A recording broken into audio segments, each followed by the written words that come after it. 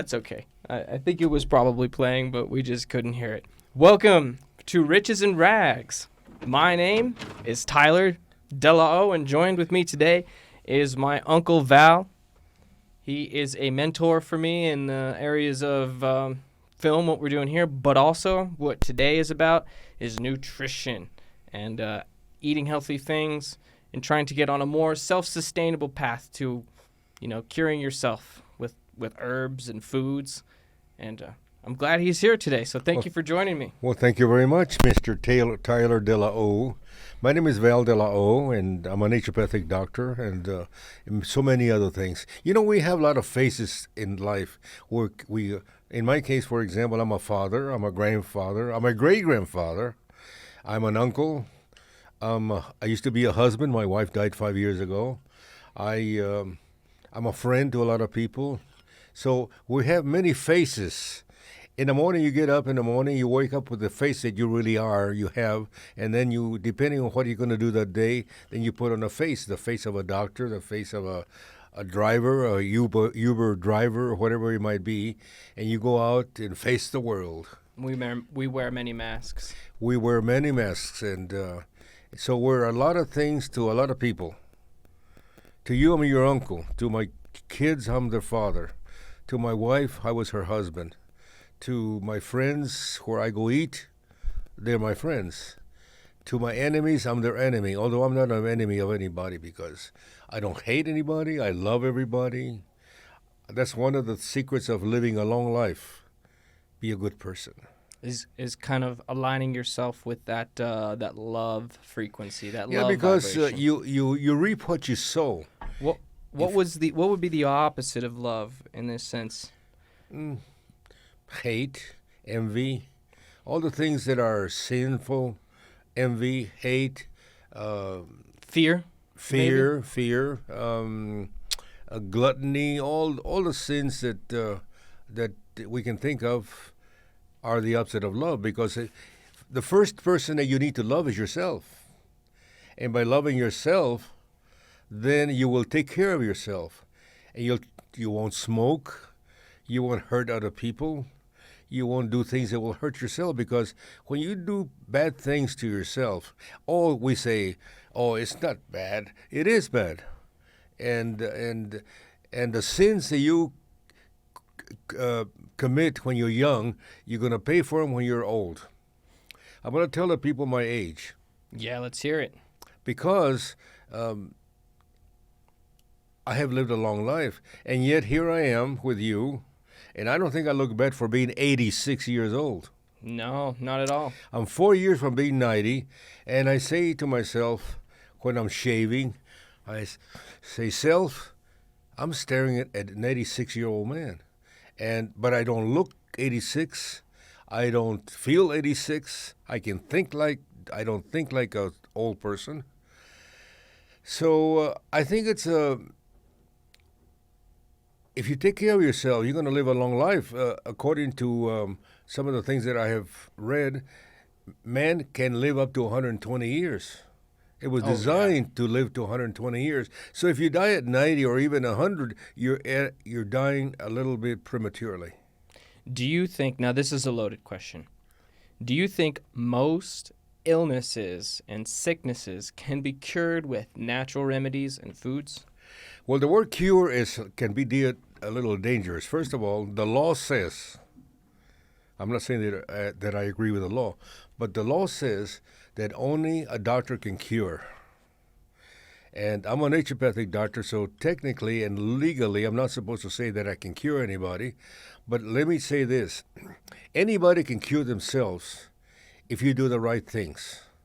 Most illnesses, if not all, are the result of bad nutrition. The first person, let me start this by saying that the greatest enemy of the humans are themselves. Your greatest enemy is you. My greatest enemy is me. We don't need to blame the neighbor or our parents or whatever. We are our greatest enemy. So whatever you are doing negatively to your life, or the way you live, or the way you behave, You're going to pay for those sins later on. And by the time you get to be my age, you're going to be gone. And so all my contemporaries, including your grandfather, they're all gone. When I used to sing and play music with my brother that I dearly loved, I could see things that he was doing. And he paid for them in the very end. And so we all pay for our sins, including myself.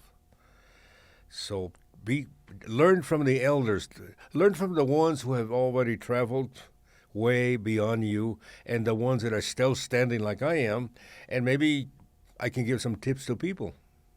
Yeah, because my grandfather, your brother, he was younger, and you're older, and if you were to just go on numbers, you'd say that you would have probably passed away first, but that's not the case. He developed some mental decay disorders like dementia or Alzheimer's, whatever it was, and he ultimately lost his health. So it's sad, but you're being older and you had a lot of different decisions.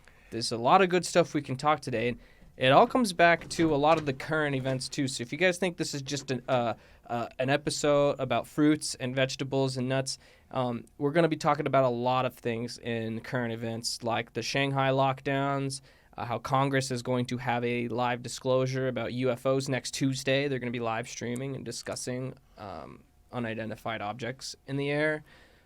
Lots of cool things are happening, and part of the solution is we need to start taking care of ourselves a little bit better, right? We shouldn't be relying on these big factories that are poisoning us, with this unhealthy food. So, you're right, Taco Breath. I'm gonna drink this. What is it? It's Kratom, and there's a lot of controversy about it because there's not really a whole lot of laws in the West about it, but it's been used by farmers in Vietnam and Southeast Asia for give or take 200 years. The plant is Mitragyna speciosa, and it's related to the coffee plant. So they take the leaves and they grind it up into powder, and then you can drink it or chew on the leaves. Depending on how much Literally, you take. The first Google link is Kratom unsafe and ineffective. It says unsafe and ineffective. Yeah. No, think who pays for the ads. Who pays for the searches. You have to keep in mind Big Pharma does not want alternative and healthy medicine. And something that could take pain away and anxiety away from people causes a big profit scare for people like Big Pharma. So of course maybe the first couple articles are going to say Kratom unsafe, Kratom unhealthy, but they tried to ban it in Las Vegas recently, and so many people in the Kratom community hit up the legislation and they were like, no, we want to use this. Las Vegas, Nevada was like, fine, we can't ban it, because too many people were like, this isn't unsafe. And I thought it was too, and it can be just like any other thing, in moderation, but you just got to use small amounts of it, and it can alleviate some pain, some stress and anxiety. And of course, it's not a cure-all, but just like drinking too much water or drinking too much alcohol, it can hurt you, right? You could take too much iron. You can take too much of everything. Yeah, you could. Remember the formula that I told you a long time ago? I developed a formula when I was teaching for a couple of colleges in naturopathic medicine. And the formula is very simple. The lack of or the excess of creates an imbalance in your body. Now, if you do not correct the imbalance, then what happens? Then you create a symptom. And if you don't correct that, it becomes a disease. And if you don't correct that, you're going to die from the disease. So it's a sequence of events that happen to your body because of the imbalance. Think of a car. If you have a tire or two tires out of balance, either out of round or they have different tire pressures, your car's not going to drive smoothly. It's going to bump all over the road, or it's going to go flat. That's going to affect the ball joints of your car, the steering of your car, and ultimately it might even affect the steering when you go in fast in your car. It might even cause a wreck or an accident of some kind. So everything has, the longer you prolong this problem, the bigger it becomes. So an imbalance in the body, when I was teaching naturopathic medicine, when I would treat patients, the first thing that I would do, I would check their balance, and invariably I would find out that almost everybody has an imbalance.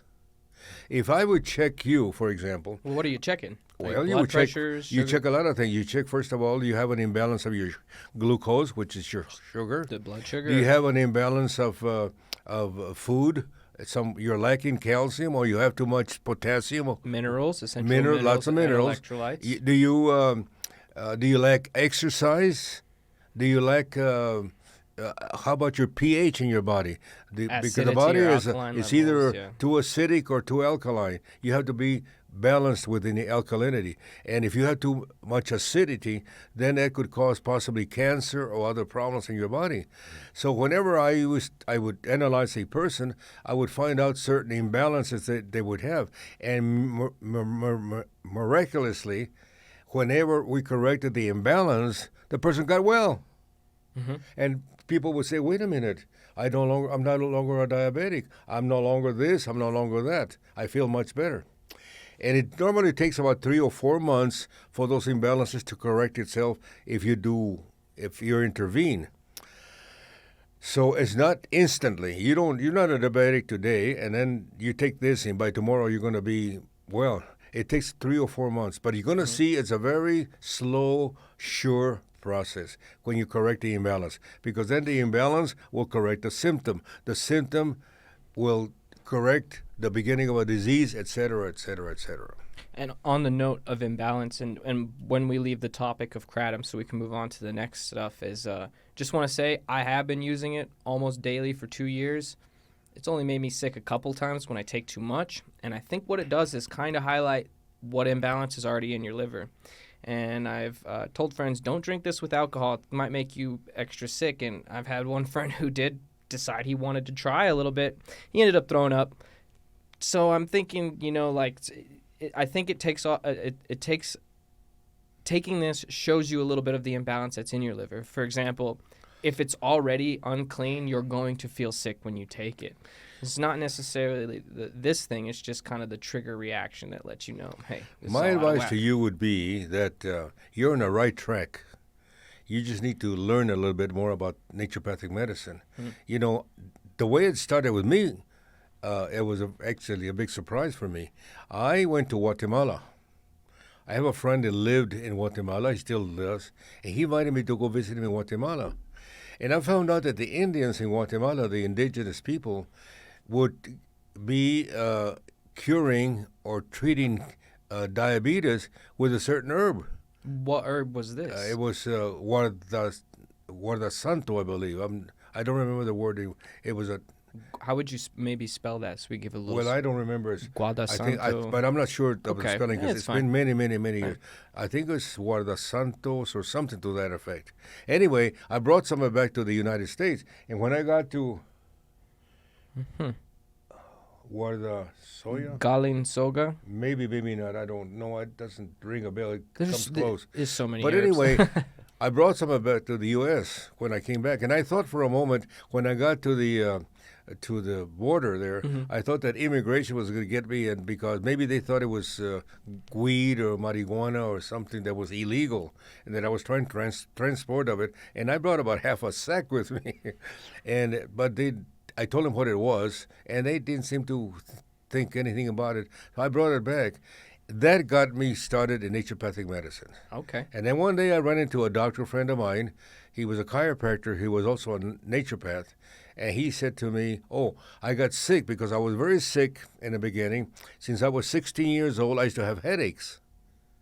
And I couldn't figure it out. So I went to medical doctors, and I was from 16 on to about 35 years old, and they did not heal me. They didn't cure me. And they would give me all kinds of things. It turns out they were trying to suppress the symptoms of the pain, but they never found a cure. They want to treat you. Exactly. They don't very much want to cure you because once you're cured, you no longer provide them with the income they need to keep their industry. Well, anyway, then I switched from doctors to chiropractors. Okay. And there I am getting treatments, 2 treatments per week, cost me a bunch of money for about a year. Nothing happened. I was just the same. And one day, I happened to go to see a doctor friend of mine. He was a chiropractor also, to get a treatment from him. And I told him my problem. He said, you know, I'm not going to be able to cure you or heal you with chiropractic, but I'm a naturopathic doctor as well. Oh. Oh. I said, yeah, what? What exactly were you trying to heal? The diabetes? Well, no, not a diabetic. I had headaches. Headaches is what you And so I told him my problem about headaches, and I've had them since I was 16 years old. And he says, let me check you out. And he did iridology on me and a few other things. And he came with the answer right away. The problem, he says, you got parasites. Parasites. Parasites. We're all over this. We're talking about joint health. We're talking about gut health and parasites. I have some parasite removers too. While we're on this To topic, me, it was the most ridiculous thing that anybody had told me that I had parasites. Did you believe him? Well, I had to because I had headaches. He says, you got parasites, and you're very toxic in the body. You have a lot of compacted poop that you had there for many years since you were 16 years old, et cetera, et cetera, et cetera. And I kind of believed it and kind of didn't, but I was in dire need of some treatment. So he says, I want to put you some basic things. The first thing he did, he put me on a good colon cleanse, and it lasted about 3 weeks. Now, what goes with a good colon cleanse? Or a good gut he had cleanse? a special treatment. What's important for your microbiome? He had a treatment that was already formulated to clean your colon, and within that, it had certain ingredients that would kill the parasites. So it took me about a month to clean my body fairly well. Actually, a good colon cleanse would take longer than that, several months. But I noticed that after the first month, my headaches start to disappear. And since that time, when I have kept, and then he added some other things to me. For example, he says, you need to be taking digestive enzymes. Digestive enzymes. Exactly. And I brought some. I take them every single day in probiotics. So then I brought some here with me. Let's take a look at them. Let's talk about the food, though. What I'm eating right now. Would this be considered a digestive enzyme? What is it? This is kimchi, which is a fermented cabbage, a Korean fermented cabbage. Oh, I know. I'm familiar with kimchi. Would this be considered to have digestive enzymes in it? All food has digestive enzymes. But they don't. But the problem is, whenever you cook the food, you kill the enzymes. Because they're living. Because heat. Because heat. Enzymes are very sensitive to heat. Okay. So you get, for example, an apple, a piece of meat, anything that you cook, while it's raw, it has enzymes. But the moment you cook it, you kill the enzymes. So when you're eating cooked food, you're eating dead food. So are enzymes alive like probiotics are? Yes, they sure are. Enzymes, all they are proteins developed by nature to digest your food. Because this says probiotics, it says gut health. No, that's something. A probiotic is little microbes. It's a microbes that we have in our gut to help digest your food. But enzymes are different. Enzymes will digest your food. And by the way, the liver produces enzymes also. Okay. But we eat so much cooked food. 90% of our food, is this going to scare you? 90% of our food should be raw. Yeah. The greatest enemy of civilization now, the modern civilization, is a stove and a refrigerator. Well, then why is it in common science rhetoric to say that cooking food helped evolve man if we're supposed to be eating more raw food? Well, it's possible because of so many things. First of all, it's tasty. Cooked food is very tasty versus some of the raw food. Number two, there are things that you're not supposed to eat raw. One time I was teaching a class, and this person says, well, I cannot eat raw meat. Sure you can. Well, you can. I mean, sushi and all that stuff. Oh, yeah. But technically, you're not supposed to be eating red meat because you're not supposed to eat meat to begin with. So you think humans' bodies work best when we consume a minimal amount of animal products? Exactly. Okay. I'm not saying you should not eat meat. I eat meat once in a while, but very minimal, very small amounts. For example, I go to a restaurant and I get the menu, and I sometimes I crave for a steak. The smallest steak that they serve in restaurants nowadays, some of them, is a 4-ounce. Big as your face. So I ordered the 4-ounce steak, and then most of the time I don't even finish the 4-ounce steak.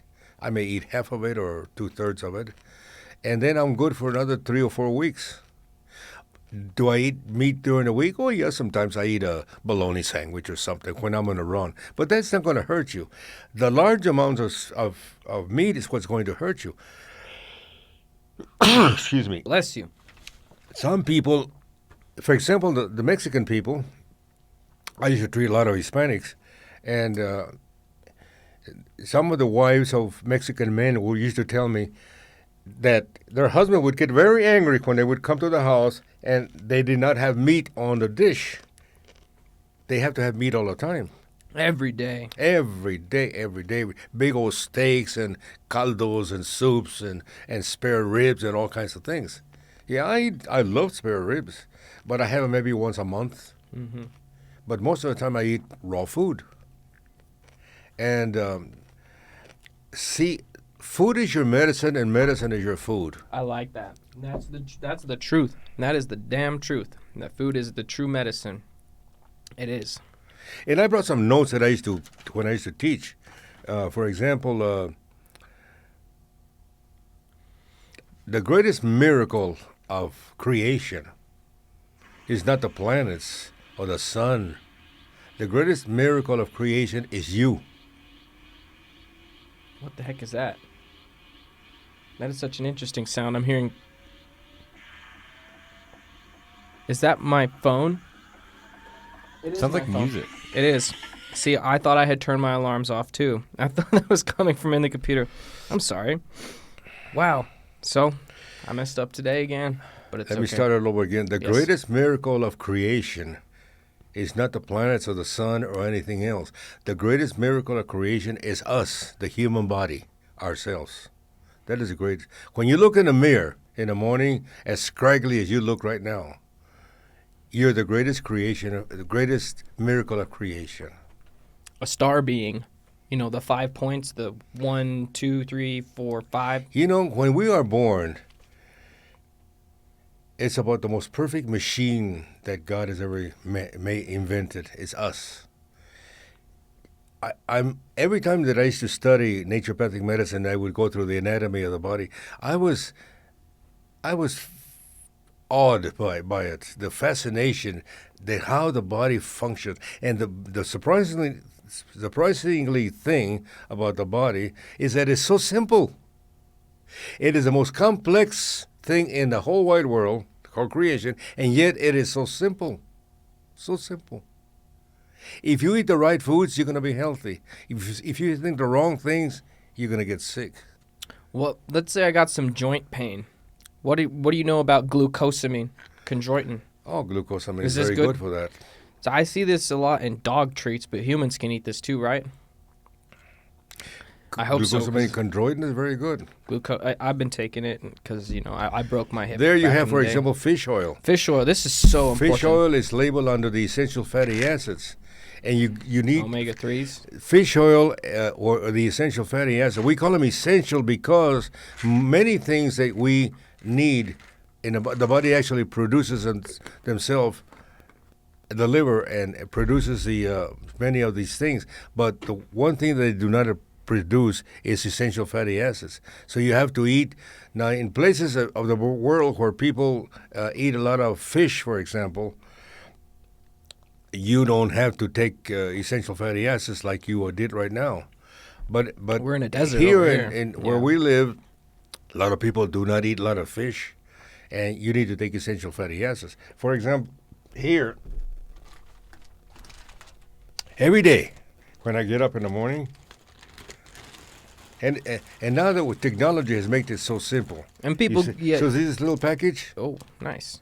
Okay, this little package contains, the first is a pill that is covered, if it's green, is because it has chlorophyll. Chlorophyll, is that what this is? Exactly. Chlorella spirulina. Now, what is chlorophyll? Chlorophyll is the blood of the plants. We have blood and it's red. It's the part that makes it green, right? But the plants also have blood and it's called chlorophyll. Ooh. Now, the pill here is green because it's covered with chlorophyll. And there you go. And then the next pill that I take within a little package is essential fatty acids. It's fish oil, just like you did. And the second one is called ORAC pill. Is a combination of herbal supplements that help you prevent cancer. Okay. So those three I take every single day. I take one package a day.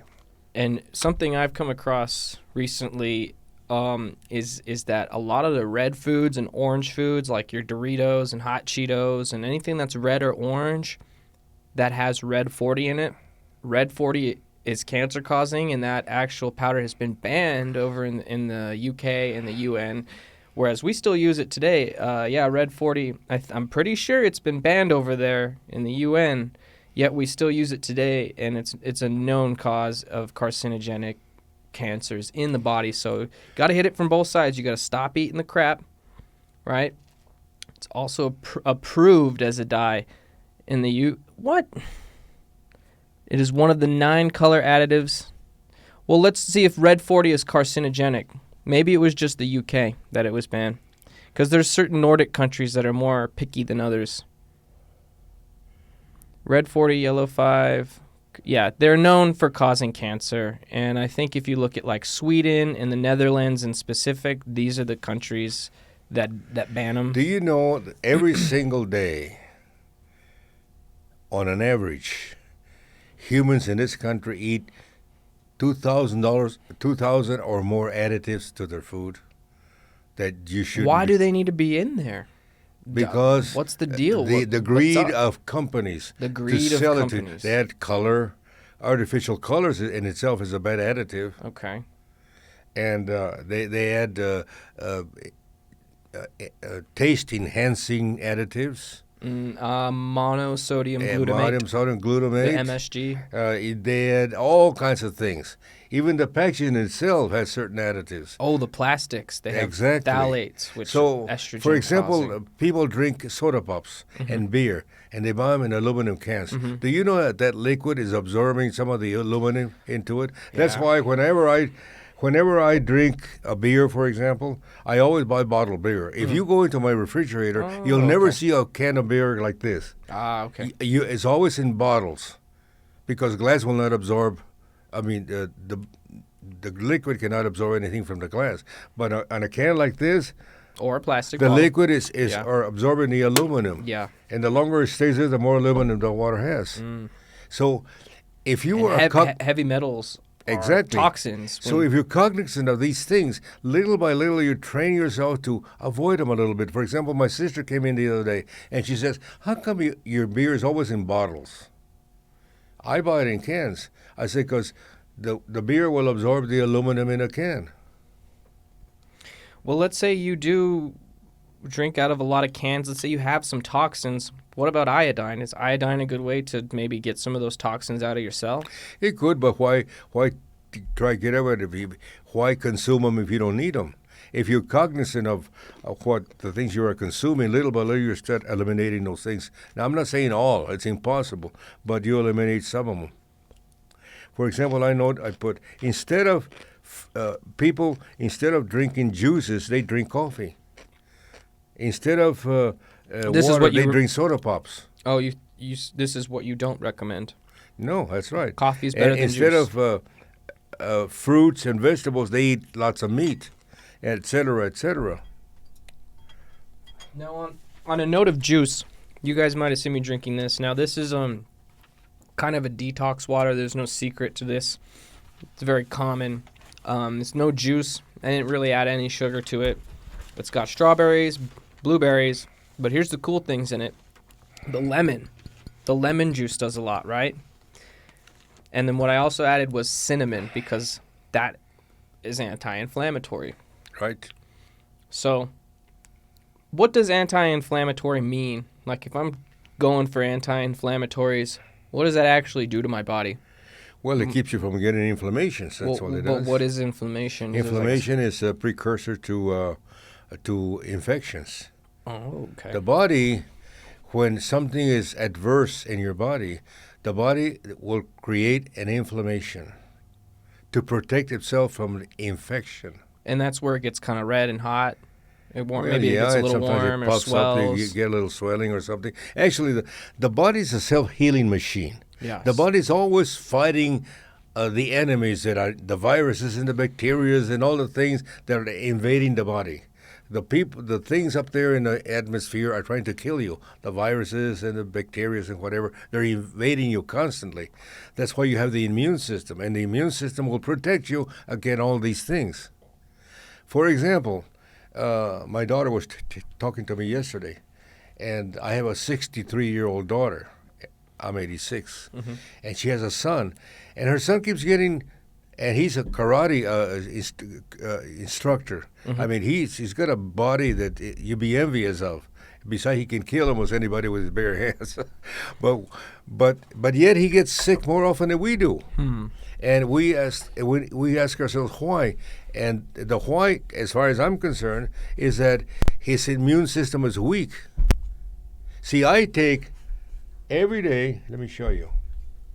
I take this immune stimulator.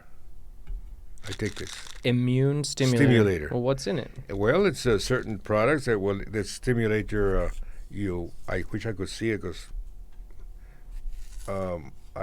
I can't read it because I need a magnifying glass. I can read it if you But pass it over it's a immune stimulator, and some of the ingredients I really don't know. Oh, okay. These right off the bat, it's things that are alive. Let's see, beta glucans, Saccharomyces cerevisiae, arabinogalactin, colostrum from milk, cordyceps mycelia grown on soy.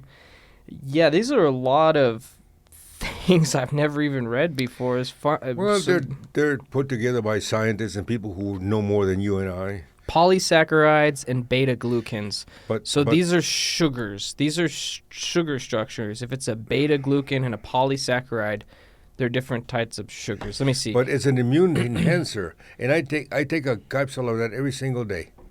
Let's see. I want you to just check it out, like polysaccharides and beta glucans. If you can even spell that, Cameron. Let's see what it says. A carbohydrate, so it's a sugar, a glycogen, whose molecules consist of a number of sugar molecules bonded together. Beta glucan, glucan. And this glucan, yeah, and it supports the immune system. So these are hydrolyzed barley gums. Wow.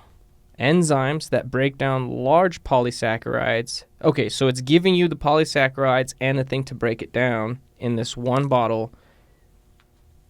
And it's just a lot of enzymes to help break down other stuff in your body. Without killing yourself trying to figure this out, because this is put together by scientists and people who are PhDs in nutrition and whatever. I'm the monkey in this situation trying to understand. So I'm trying to tell you that I take this immune stimulator one single day, one capsule every single day, and so far, no COVID for me, no flu, no nothing. Okay. I go 3 or 4 or 5 years without getting the sniffles for anything. But this is just a part of the puzzle because you also get your sunlight, right? Exactly. You go out. How important is getting sunlight? Oh, very important, because without sunlight, the body produces vitamin D the moment the sun hits your skin. Your skin is the largest organ in your body. Did you know that? Yeah. It's like a covering of a ball. Your skin is protecting you against the environment, the adversity of environment. And so if you notice, I'm 86 years old and my skin is real nice. I have no wrinkles. It is surprisingly radiant and I've been healthy accused looking. of getting plastic surgery and all kinds of things. No. I have a clean skin. A healthy skin indicates that you're healthy on the inside. And you have a diseased skin with all kinds of things wrong with it, that means you're sick on the inside also. Because the body heals itself from the inside out, not from the outside in. Like a body odor. If Exactly. it's bad, it's starting from the body inside. odor is caused by bacteria. Okay. If you don't take a bath, at least every other day, the bacteria starts to grow in your body, and particularly if you don't change clothes. Even if you clean your body, you must have clean your clothes at least every other day. Once you do not change your clothes, bacteria starts to grow in your body, and that causes an odor, a bad odor. Gotta take care of ourselves. Do you know what this is? Have you seen this? Is it a ball? What is it? It's globular. It is a globe and spherical in shape. It's a jicama. Oh, jicama, yeah. I'm familiar with jicamas. Yeah, this is just a fun thing to try. I've got just a few different... I got some squid here, too. You want to try some squid? No. No? Are you sure? It's a raw? No, it's like jerky. It's like a... Yeah, I'll try one. But yeah, prepared shredded squid. I'll tell you what, I've already tried it, and I'll eat another one with you. I guarantee you, because it's from the sea, it probably has maybe one omega-3 in it. Well, all fish products have omega. It's essential fatty acids. You really don't have to if it's too Right, stinky. it smells terrible. It's terrible to Oh, smell. God. But it doesn't taste so bad. I don't know if I could, when I eat something, at least smells terrible. Stinky foods are the best foods, aren't Is they? it raw? No. Well, why does it smell so bad? It's smoked. Because it's squid. That's a big piece. Nah, I don't want it. Okay, I'll put it back in. Oh, yeah. You don't want it? No. All right. See? And there you are, folks. If you don't want to do something, just say no. It's simple. Very simple. Mm-hmm. That's where the will comes in. God gave us a will. We are the only animal, if you will, that has a will. We have the right to choose. Well, you argued with me one day. You said, well, the dog has a right to choose too. But he does it instinctively. I have a cat, and at the house, and I study this cat all the time. What motivates this cat? Why does this cat does what it does? And the cat is strictly an animal. That's all it is. It goes by instinct. When it's hungry, he'll go and find food. What if there are other intelligent creatures that aren't animals, they aren't humans, but they might be from different places? Like what? Like aliens, ETs, ghosts, or other... Have you met an alien? I have not personally. Actually, I might have and not known it. If they're wearing biosuits and cloaking mechanisms. I might be sounding crazy here, but we're going to just jump right in off of this point.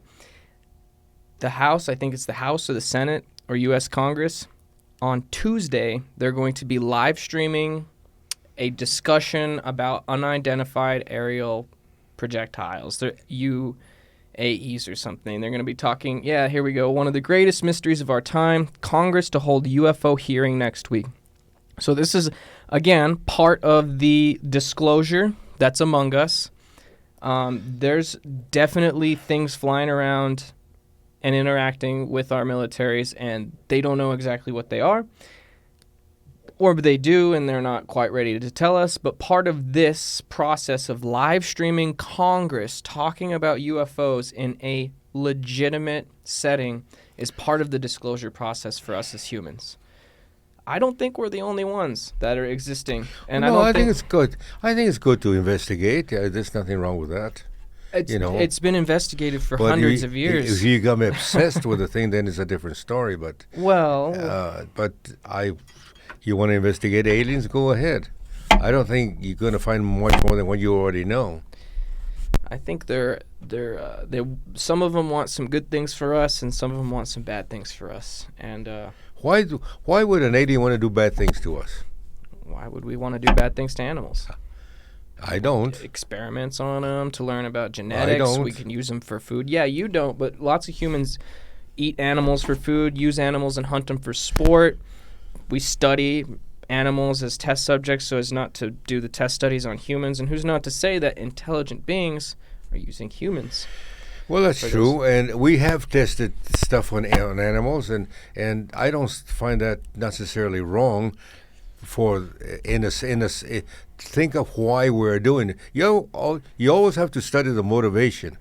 Why are we doing it? Well, because we want to see if certain medicines or whatever will work on humans, and the only way we can do it is by testing them. They even test them on humans.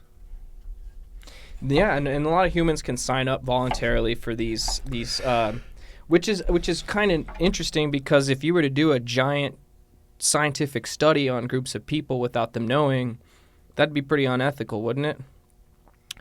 The CIA, we can even type this in. Let's see, it's Mkultra. This is back in the 70s. So they've been slowly disclosing stuff over the last few generations, getting humans ready for what they're working on. Mkultra is now declassified, but anyone who wants to read into it, was a mind control experiment where the CIA took unknowing citizens and did things like drugged them, kidnapped them, tried to brainwash them, gave them LSD to see the effects of LSD. So I'm just going to put this out there. This is real. This happened, what was it, the 70s? So long ago. It's one of many, many projects the CIA does on people who don't know about it. So if they're doing stuff like that then, do you think maybe they're doing stuff like that to us now? That's possible. They might be doing, yeah. I think one of the biggest tests they just did was this global vaccination thing. And I've got another article up that the FDA wanted to wait until 2076 to release some of their, I think it's the second or third tab off to the right.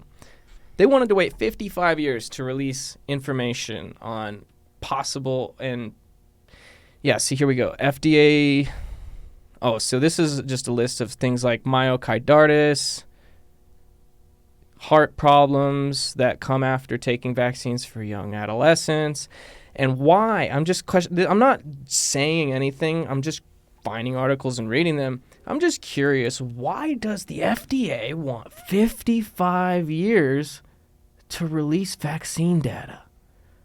It just seems like everyone would be dead after that point in time, right? Like they'd be too old to care about it. Not me, I'm going to still be there. Not many of them would still be alive to question it, right? Well, the judge struck that down and said they've got to start releasing their data. And they're releasing it in chunks, but a lot of the data is showing that, yeah, there are some harmful effects to some of these shots and boosters. So, and that's what the data is saying. That's not what I'm saying. One of them is myocarditis. There's other heart problems and things, videos of people collapsing on the internet. So be careful what we're putting in our body. I just want to be 2 years later down the line. We got to be careful. Who's telling us this is a jicama?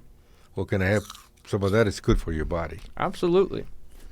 Hand it to me. It won't hurt you or me. I don't think so. And on anti-inflammatories. I like that.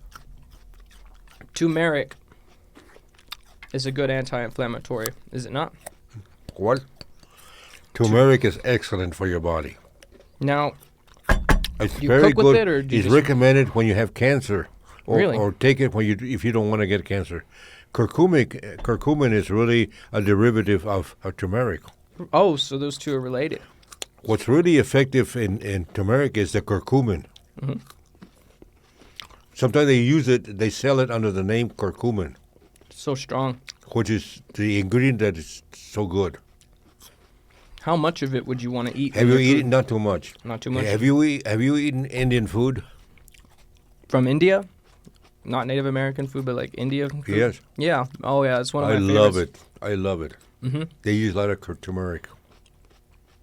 Yeah, lots of good spices, and like even like in my water, I was putting cinnamon just a little bit in the water. Typically, we'll put it on a dessert. Cinnamon is very good to balance your glucose. Okay. If you're a diabetic, you take cinnamon. It's very good for you. Yeah, man. Okay, we got some more maps up. This is on the topic of food, taking care of our bodies. What's happening in our world today? China is at it again with more of their lockdowns.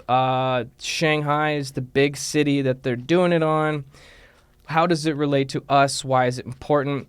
Most of those dots, if not every single one of those dots, is a ship, a cargo freight ship, and the whole system that's not moving or waiting to be loaded up. We're going to start seeing probably some of these results around the world of shipping delays, supply chain standstills. I mean, if you guys are skeptical, just check your memories 2 years ago, what the stores kind of looked like when everybody freaked out. Now imagine that might be what happens if, again, food supply chains get different. So what should we do? I'd say I recommend anybody listening stock up on some extra dried beans, some dried rice, canned food if you can. But every time you go grocery shopping, just get a little bit extra, supply. Because if you don't have that already, it's almost more valuable than a bank account. Because if your bank account is full of money and there's no food in the stores, what good's your money, right? So, yeah. I mean, you've heard about the lockdowns in Shanghai, right? Yeah. So, they're going to do what they're going to do. I also am looking into growing microgreens. Do you garden, Uncle Val? What? Microgreens? Do you garden like vegetables? I and do a little fruits? bit. A little bit. Do you think that is also good for the soul to take care of plants and stuff like that? Oh, yes. Yeah. Because And plants have feelings. do you think that talking to your plants? Oh, yes. I talk to them all the time. Cameron, can we look up the Japanese scientist that talked to You his tell the fermenting plant rice? that you love that plant, that the plant will love you back. There's scientists that, I think a Japanese scientist, he studied talking to, it has a lot to do with cymatic frequencies, the words that you use, and, the words you say do have an effect on a physics level, like the vibrations of the words. You've heard the tones of- saying that I don't have a green thumb. I have heard it. I have heard that. You know why? They don't treat the plants with love. Okay.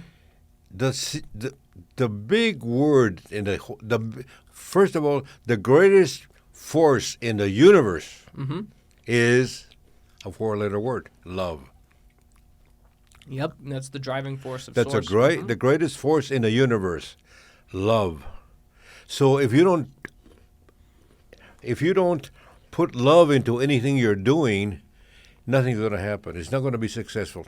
I remember one time this person asked me to make a soup, vegetables and stuff like that, And I made the soup, but I was angry that day for some reason. And I made the soup. Mm-hmm. And this person came in and tasted she said, it's not very good. And I said, well, I put all the ingredients you want me to put, this and that and that and the other. Huh. And she said, did you put That's love? I said, no, I was a little angry.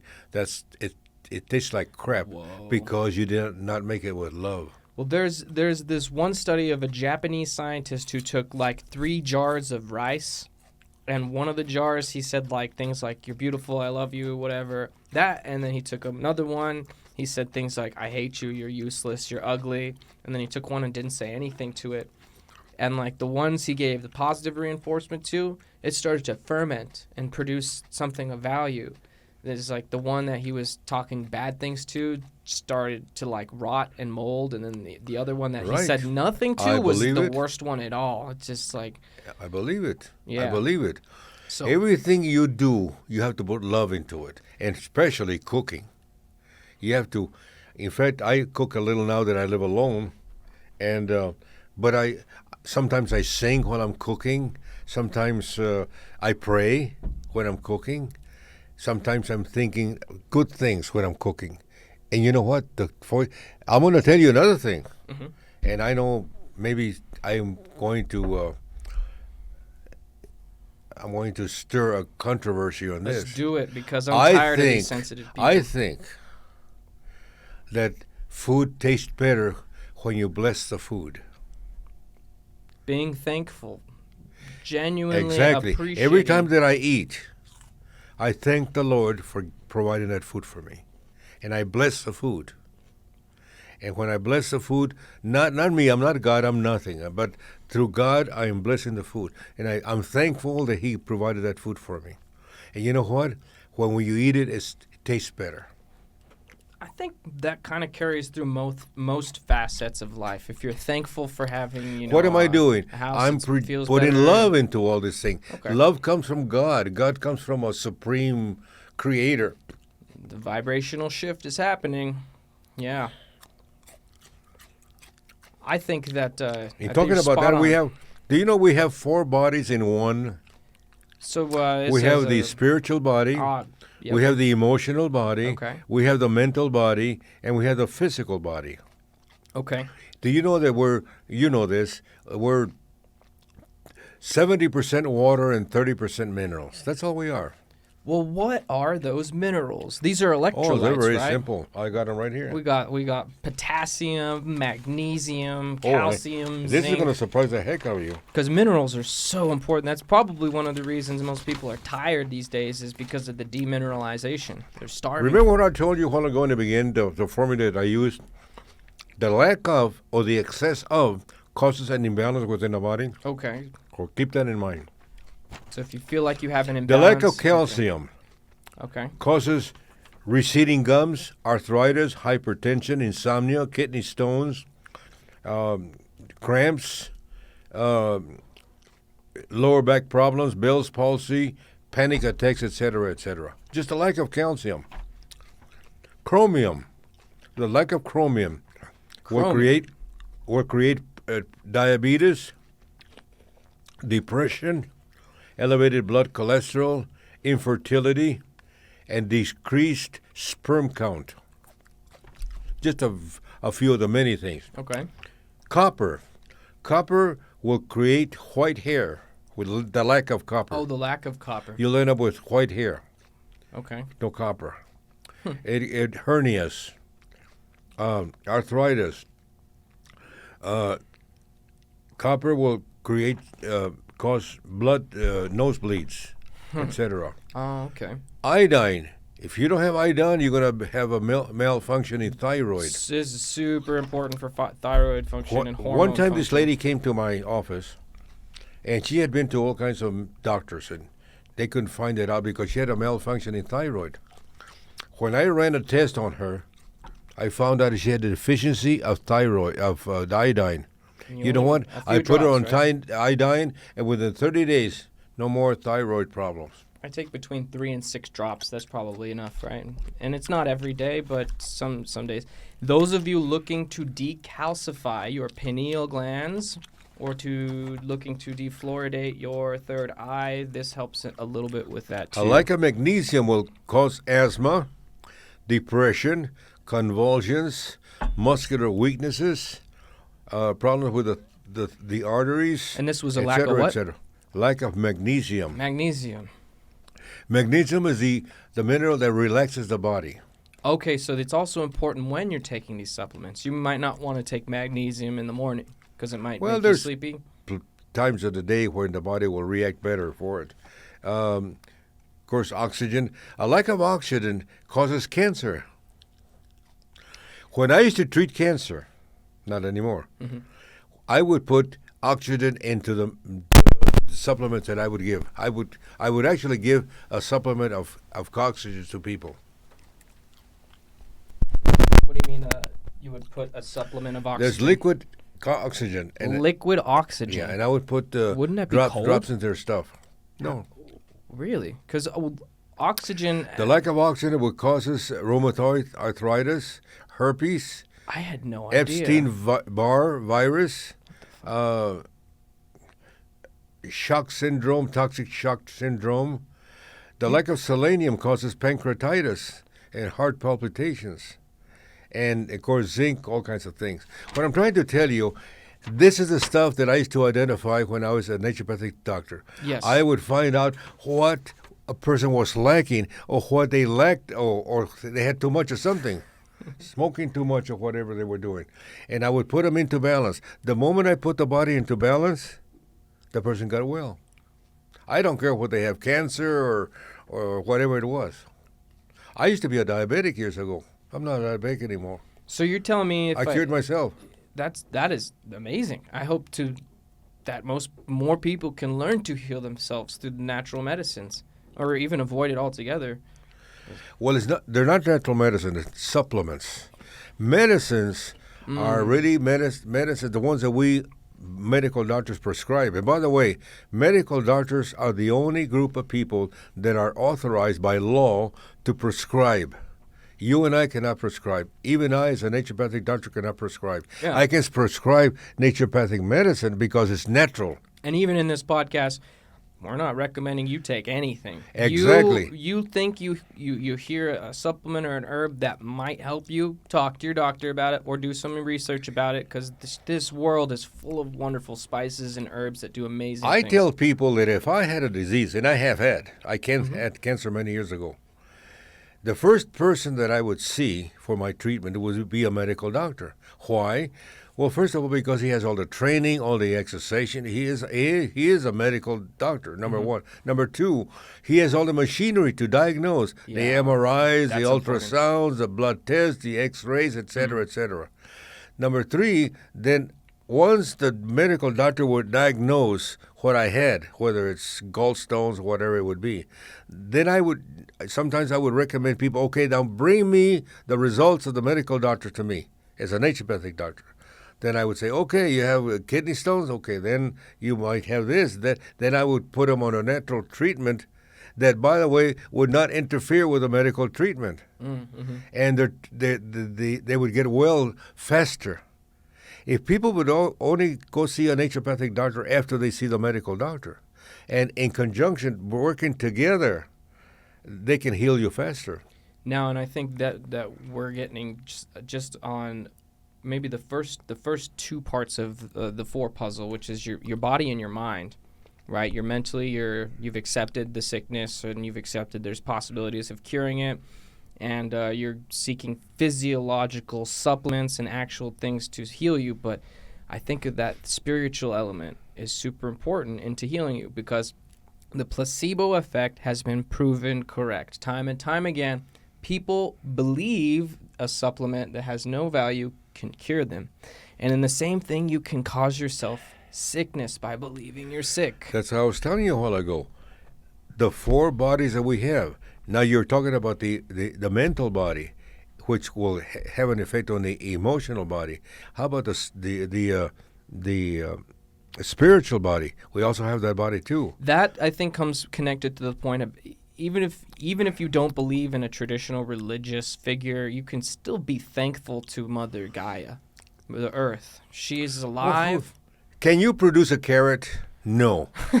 Can you produce a leaf? Can you produce the jicama that you're giving me right now? No. Who produced it? Well, you could say Mother Nature, yeah. God, Creator, whatever. You have to be thankful to the source that produced the jicama that we're eating right now. It is the source. So of pray over energy. your food. Say, thank you, Lord. Thank you, our Creator. Thank you, whomever you want to create. But be humble. To be humble. People are so arrogant, all of us. We're arrogant. Be humble. You know, I was looking up something. I was questioning. Now, this is on a completely different tangent. You said, do we have the ability to create these things? And technically, I think in the image of God, humans are creator beings, right? We have the ability to make miraculous things in our world happen, right? You can see all the amazing technology we've been able to build and all the innovations we've found through asking questions. And I was looking at some Bible verse depictions and asking, well, can Lucifer create? Can Lucifer, Satan, can he create things? It's like I'm trying to put things together in my head, and come to the few things that I found is that no, the Lucifer and his demons, they cannot create things. They're not creator beings. They can only manipulate what's been created.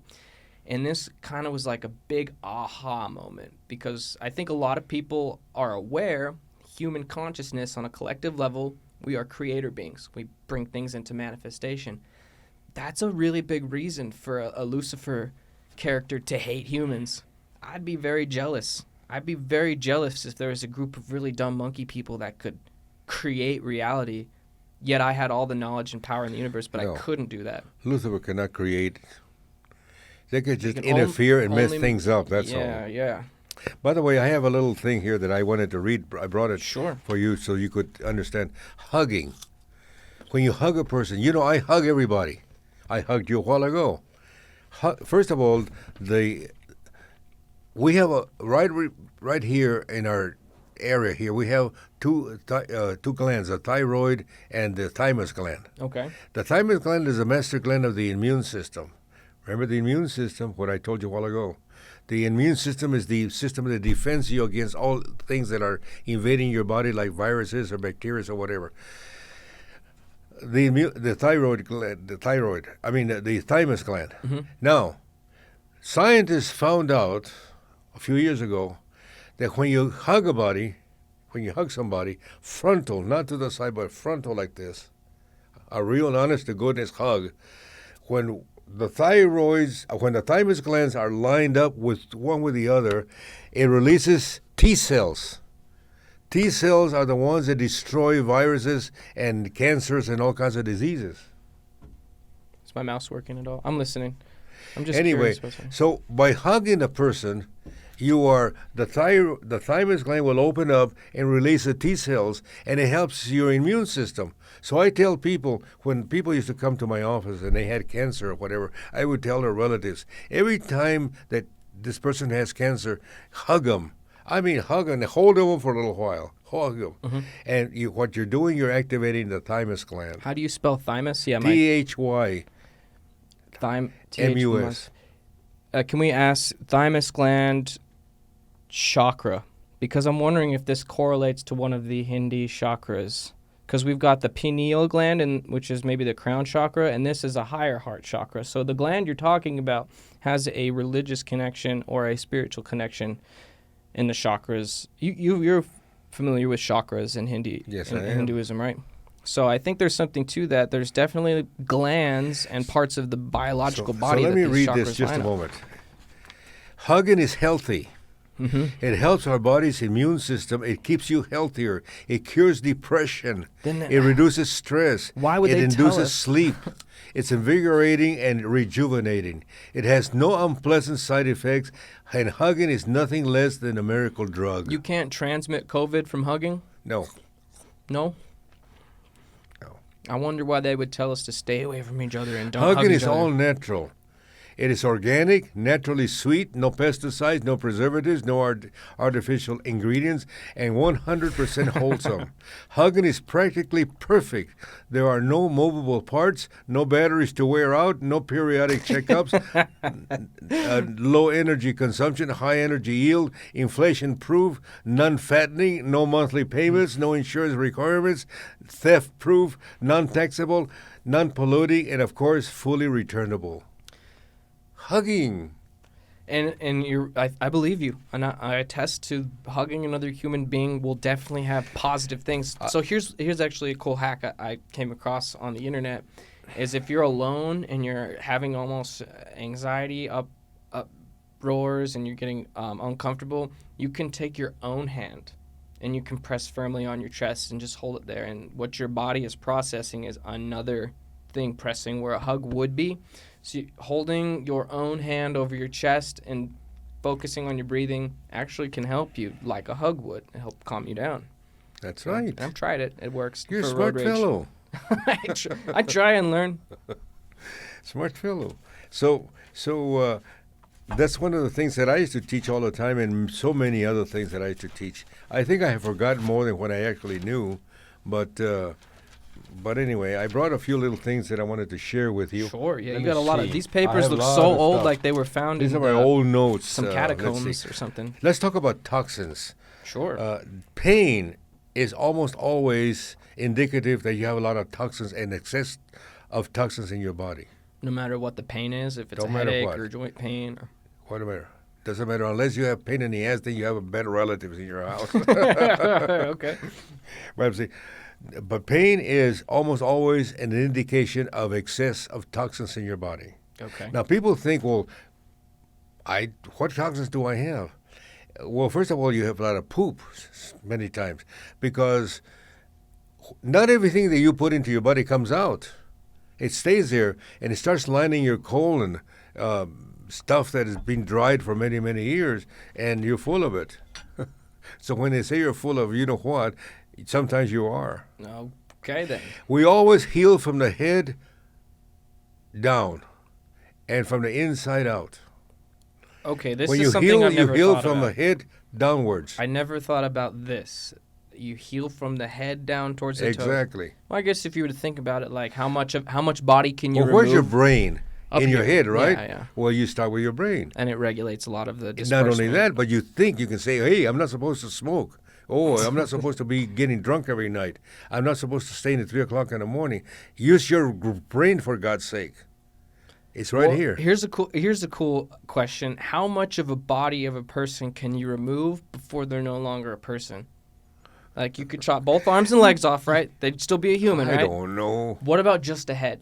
What if it was just a head that was alive? Would that still be considered a person? I think so. I don't know. I mean, that's- You ask me things that I don't know, and I well, don't really care. I think it's important. You know? But I did read something this morning.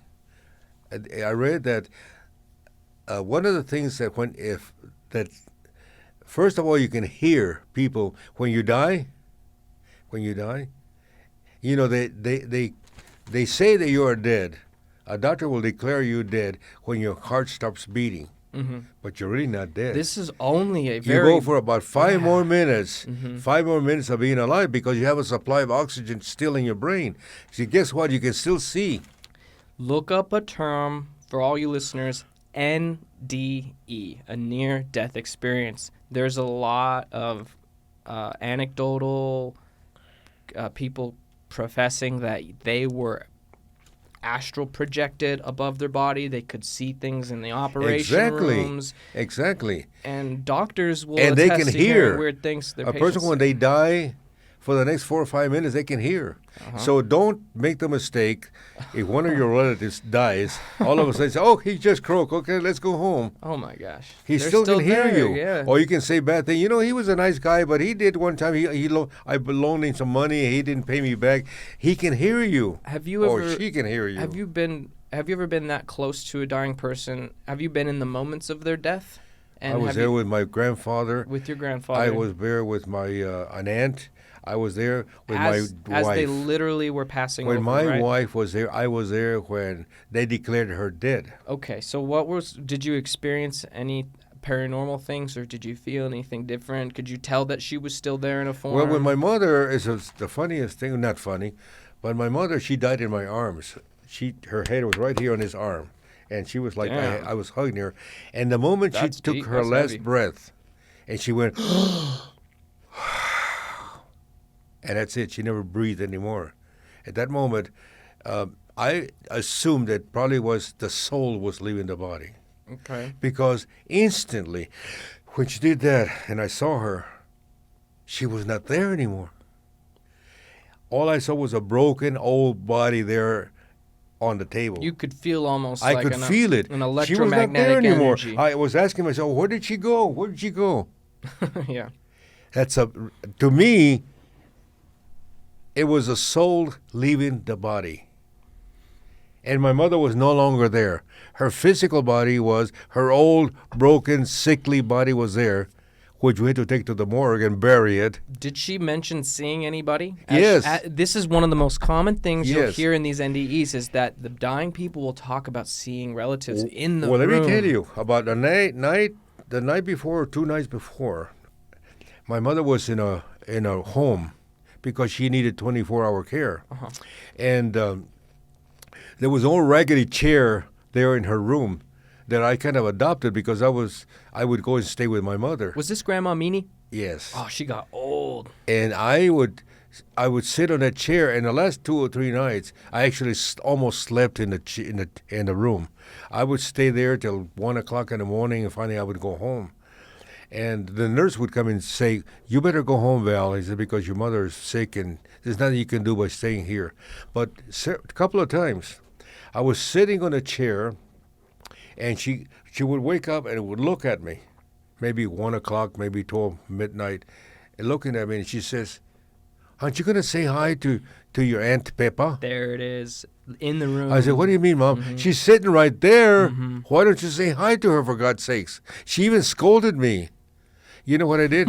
"Hi, Aunt Peppa, how are you?" Yeah, acknowledge the presence. I acknowledged her presence there. Absolutely. And other times she mentioned other people as well. That they were long gone, and she would tell me about them. Aren't you going to say hi to so-and-so?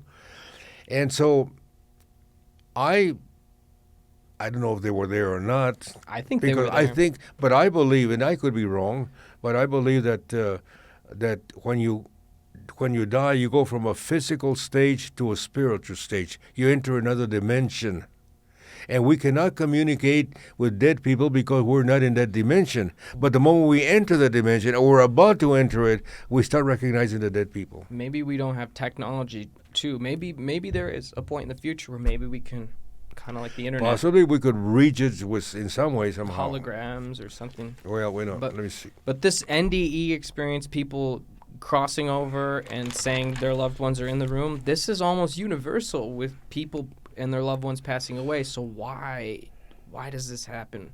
Are We they were talking really about imagining toxins. it? Toxins. Toxins in your body. Yeah. Toxins will sometimes create vertigo in your body. With dizziness.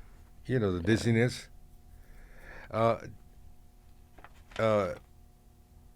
Let's see. I told you parasites when a friend of mine diagnosed that I had parasites. We're talking I worms. killed the parasites. Like worms and stuff. Yeah, worms or whatever you had. Not necessarily worms, but they could be anything that lives off a host person or substance. Can I read some of these ingredients and you can tell me if any of them sound familiar? These are anti-parasitic. Okay, so Black walnut is one of them. that's exactly what's in both of these. It's the second ingredient. So, I use that all the time, black walnut. what they say here is fennel seed. Fennel seeds, very good. Marshmallow root. Yep. Pumpkin seed. Oh, pumpkin seed is one of the best. You're just eating raw pumpkin seeds? Yes. Okay, wow, nice. Chew them once in a while. Parasites Oh, this is don't, iodine. No wonder. I don't can't say- like it. I love pumpkin seeds. All right, and then what else here? We got slippery elm bark.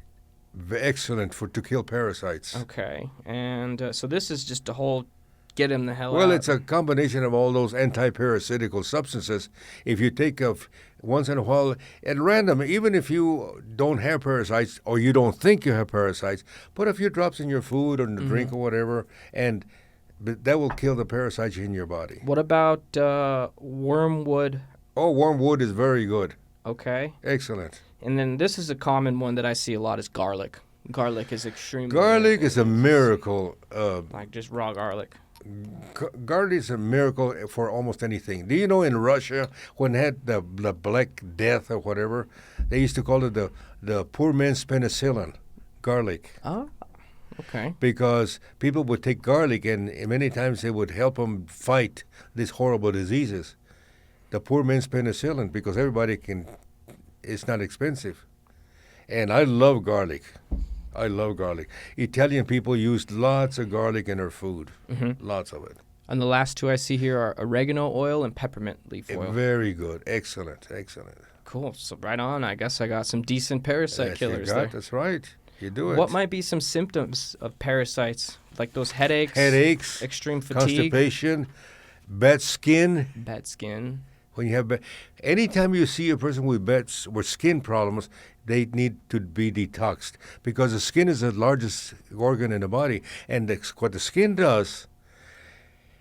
Whenever your kidneys and your liver and your intestinal tract cannot eliminate all the toxins, then the skin will try to do it through the pores, and then you end up with boils and acne and all kinds of things in your skin.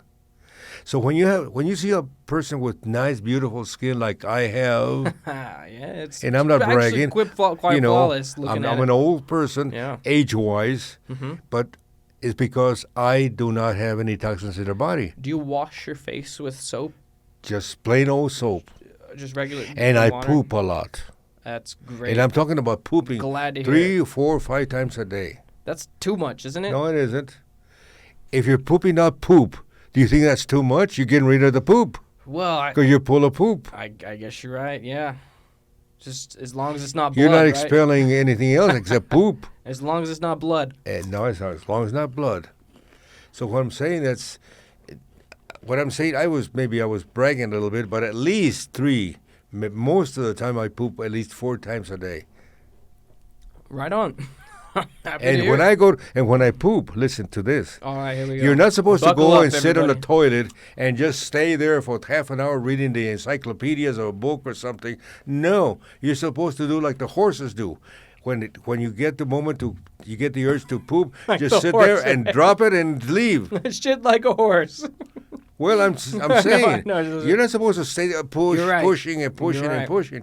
And many of the could reason why actually- you don't you do that is because you don't drink enough water. And that could actually cause more damage. I'm is not the talking extra about soda pushing. pops. I'm not talking about beer. I'm talking about water, H2O. Drink lots of water, always. If you're not so keen on water, can you up your fruit intake? Well, remember that I told you that the body is 70% water and 30% minerals. And you need water for everything. Your blood is 60% water. And if you do not drink enough water, your blood gets a little thicker. That could possibly cause a stroke, heart attack, or whatever. Lots. Okay. I see. Should we take an intermission and get some? What for? We're Are we almost done? almost done. How many hours have we About gone? another half hour or so. Yeah, I guess so. I just have tamales. in the oven. 60% to 70% of your food ought to be fresh. Let me see. I'm reading some of my notes. Again, cooking it kills it too much, right? Always do a colon cleanse. Always clean your body. Eliminate soda pops. But carbonated drinks are still fine, right? If it's like a sparkling water, carbonation doesn't do too much bad, does it? This is going to surprise the heck out of you. Milk. Yeah. What about it? Why milk is bad for you? Oh, it's not a surprise for me. It's pretty bad. Let me read what it Yeah. says here. Let's dive into What this. is exactly in milk? I'm going to read this. Oh, Well, you people are gonna the be national, shocked. it would not, it says, what's in milk is let's see, what you'll find in cow's milk are powerful growth hormones, Mm-hmm. fat, cholesterol, allergenic proteins, allergenic sugars, blood, pus, antibiotics. Let's stop on the blood and the pus, because that's the one that gets me, and I think will be the most eye-opening for people. Let's finish the list, but let's definitely come back to that blood and pus, 'cause that sticks out to me. Got it. Pus, antibiotics, bacteria, pesticides, dioxins, viruses, and more. Yeah. 80% of milk protein is casein, the same stuff used to make glue that holds a label to a bottle. Yeah. Now, why pus? Well, when you drink the milk, machines. it will cause pus in your body. No, Because you drink. it's already there, and there's actually legal limits for different That's countries. correct. And what That's happens correct. is the machines are so constant on the udders that You're- the udders of the cows are bleeding, and the udders of the cows are becoming pussy. I like the way you do it. Have you ever Yeah. milked a cow? No, not really. One time, Wade Newton. You know who Wade Newton is? Yeah. Wade Newton was my guest on my show one time, and I was doing the New Mexico State Fair. I had a show called "Meet Me at the Fair," and I used to interview all the celebrities like Wayne Newton, like Charlie Pride, and all those people.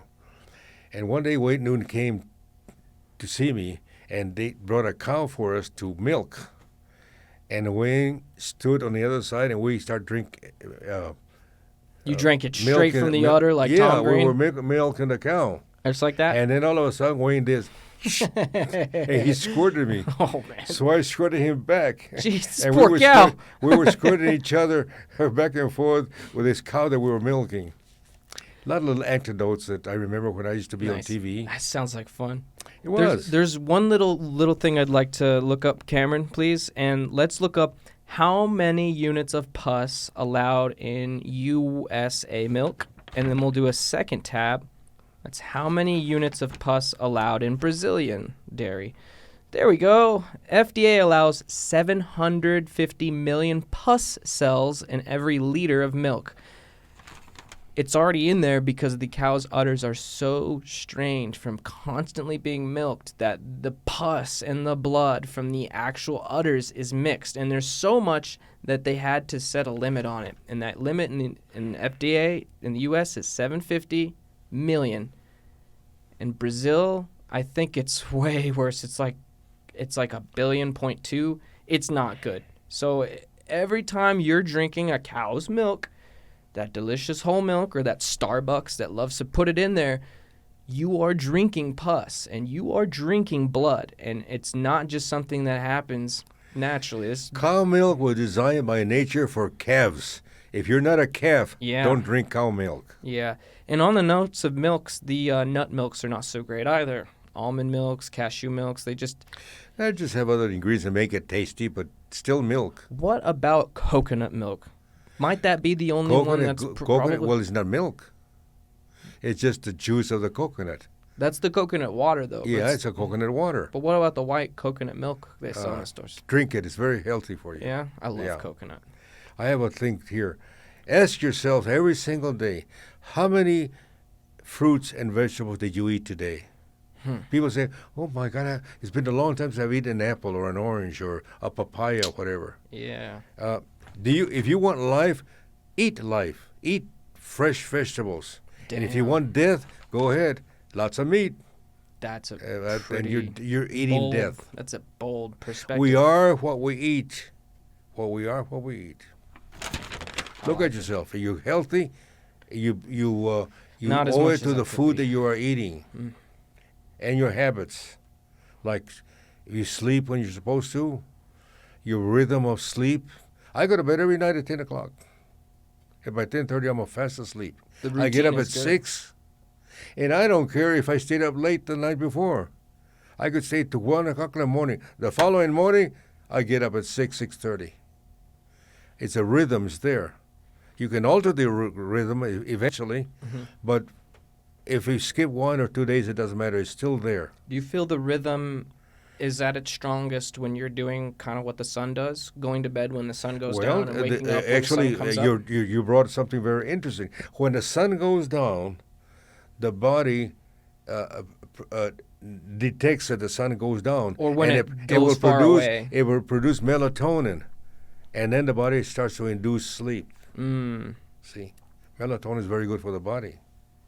I take a capsule of melatonin every night. You take melatonin every night? Every night. Oh man, see, I did do that, but then I don't know if it's true or I not. take but one capsule of melatonin. Melatonin is very good for many things other than sleep. Yeah, but I don't. Again, like I wouldn't want to rely on that every night to get to sleep. I'm 'cause 86 then years old. How are you? I'm only 28. 28. Yeah, so yeah. So listen to the voice of experience. You don't feel like it makes you tired, or can you sleep without it? Like if you were to stop You taking could, you melatonin, could. would it be hard for you to get to sleep? You could.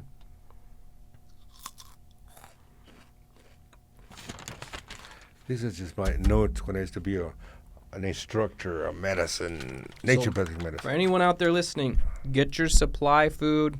Really try and make it 6 months or longer. You know, get your healthy supplements and herbs, because if you're eating just rice and beans, it's going to get boring. You're going to need some vitamins and nutrients to go along with it. Now, the last thing that I want to do on a proactive measure is microgreens. Here's a question. Oh, yeah. Today, 2022, Oh, shit, We that's have- what year it is? we have what? That's what year we're in? All right. What are you being facetious? No. In today's age, supposedly we have the best hospitals in the world, the best trained doctors in the world, the best medicines in the world, the best therapies in the world. Why are we so damn sick? Because we're being lied to about a lot of things, and we're having the truth kept from us. And there You have are to search the truth. You do have to search the truth. Stop eating meat and you will be healthier. Stop drinking milk. I can just say in the last Now, 2 weeks, people my say, body's been well, I saying cannot that. stop eating meat. I eat meat also. And I even drink milk once in a while, a little bit of it. I put a little cream in my coffee or whatever. But anything in excess, remember the formula that I taught you. the excess of or the lack of will cause an imbalance in your body. Your body will not automatically become sick. It just causes an imbalance. That imbalance now will create a symptom. So most sicknesses are man-made? Most what? Most sickness is just man-made? Yeah, they are. An imbalance will cause the symptom. What is a symptom? The symptom is a warning that your body's giving you. If you don't cut your crap here, I'm going to get sicker. I'm giving you a symptom, a warning, if you will. Okay. Got to listen. But then if you have the imbalance and you have the symptom and you're still not listening to your body, whammo, disease, diabetes, cancer, hypertension, exactly. Now you got to go see a medical doctor. And now he's going to give you glipizide and all kinds of things which are good, by the way, to fight, but it's a very drastic type of treatment for the body. If you had listened to begin with and maybe seen a person like me, they might be able to put you into balance and then you wouldn't have the end results. I used to treat a lot of cancer, believe it or not. I'm not a medical doctor. I don't claim that I cured anybody, but a lot of people got well. I believe. When I hear people, in my own family, it's so depressing sometimes. I had a sister one day. She was telling me, I was sitting in her house on her table there, and she was facing me. And she said, oh, tomorrow I got to go see the doctor because I think I have a little sore throat and this and that and the other. And I was thinking to myself, I'm a doctor. Yeah. And I told her, I said, well, why do you have to go see the doctor? The doctor's sitting right across from the table from you. But they don't believe you. If you don't have an MD next to your name, they don't believe you. I am more inclined to believe you because of how you're behaving and how you appear in your old age. You're very old as far as what we're not very very old. Mature age. You're a very mature age, but you're still thinking clearly. So you're healthy, so you've got to be doing something right. And I'll listen to that word from experience. Well, a little I want more to tell you than something. A young little hotshot. joke. Yeah. A little joke. If you go to a concert, first of all, the formula is 1 out of 3 people are ugly. 1 out of 3 people are ugly? Okay. Bad looking. Okay. So if you go to a concert and you sit down and you look to your left and that person is good looking, and you look to your right and the other person is good looking, guess who the ugly one is? Okay. Guess who the ugly one is? You, yeah. See? Not only am I a doctor, but I'm an entertainer. Oh, yeah. I tell corny jokes. Because laughter is medicine for the soul. Oh, so true. Laughter and humor enhances the immune system. You see what I was telling you? Everything starts to tie in. Yes, that it the does. body is so simple. Everything is so simple. If you live a good life, you have a sense of humor, if you eat the right foods, your body will be healthy for years and years and years to come. Eventually, we have to die. You know, I studied under a doctor, a very famous doctor, Dr. Christopher, and he told us time. I asked him this question. I was in class. I said, Doctor, if the body has designed to live so many years, how come we die? And I have never forgotten the answer. He says, you know why, Dr. Delao? The time comes when the body has to separate the physical from the spiritual. The time comes. You come to the cross in the road, and the physical goes into the ground, and the spiritual goes wherever it's supposed to go. Heaven, whatever you want to call it. The spiritual world. Planets, other dimensions, Whatever it might be. Other timelines. It's not because when Dr. Christopher died, according to the story, they did an autopsy on him to figure out what he had died of. Nothing. It was, I think this is probably... He's perfectly healthy. He was 105 or 106 years old, and he died because the time came for the separation of the physical and the spiritual. I truly think this is how humans are supposed to die, and I think with truly appropriate atmospheric levels and food levels and right curing, I think we could probably be hundreds of years old. Not just 1, but maybe 2 or 3. And that is how we're naturally supposed to die, is when we make the decision of, it's my time to go. So someday I'm just you're choosing. going to attend my funeral. You're going to remember some of the things they tell you. And I am going to be in a spiritual level. I don't know. I cannot define that. I don't know what it is because I haven't been there. But I will be there. Can you send a sign? You know how your wife sent I perfume? wish I could, but I can't. You don't know? My daughter and I'm trying to define some kind of a system, sign language or something. Uh-huh. I say, watch my thumbs. Oh.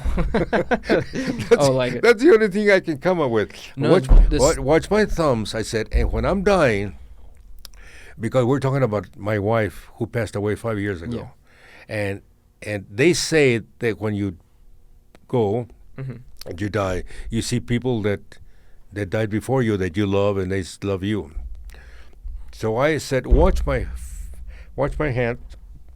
If you see my thumb go up like this, just a little bit, I said, that means that I saw her. Okay. Or I'm entering to that spiritual world. And if I don't, tough. It's going to be tough. What's an item or a thing that you would do, like not with your body, but you know how like you smelled perfume past your wife's picture? What is something that you would leave that's like important for you? Well, it happened to me actually. When my wife died, I have a picture of her, a photograph on my wall as I enter from the dining room into my den. And I was distraught. Oh, my God. I wanted to die. In fact, I ended up with a pacemaker because I was dying. By the way, that's a syndrome, grief syndrome. That's what they call it, grief syndrome. What is a syndrome? A syndrome is a lot of symptoms put together and create a syndrome. There's no such thing as a syndrome by itself. Bunch of symptoms create a syndrome. So when grief syndrome, they call it. And I was dying of the grief syndrome. And they rushed me to the doctor, and it turns out my heart was stopping.